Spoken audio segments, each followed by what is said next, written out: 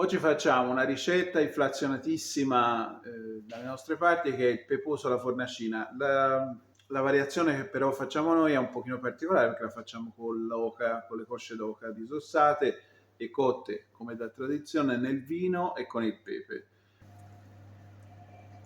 Allora, polpa d'oca.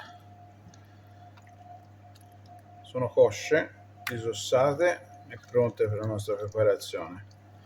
Passiamo a rendere più uniforme il taglio.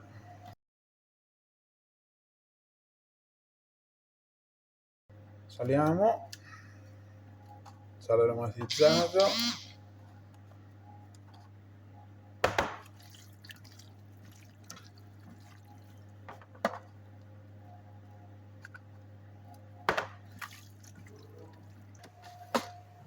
Galeotto Sangiovese, la nostra produzione.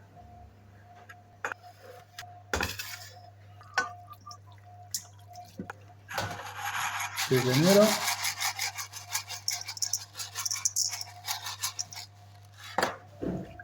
E via con il mio galeotto.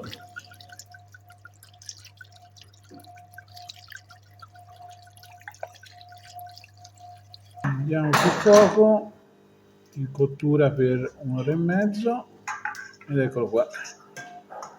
Peposo d'oca alla mia maniera.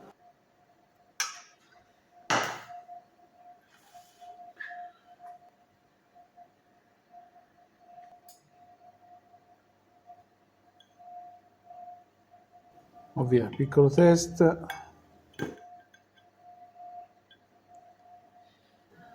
Buona, peposa. Ecco qua, questo è quanto. Buon appetito allo ciuciolico.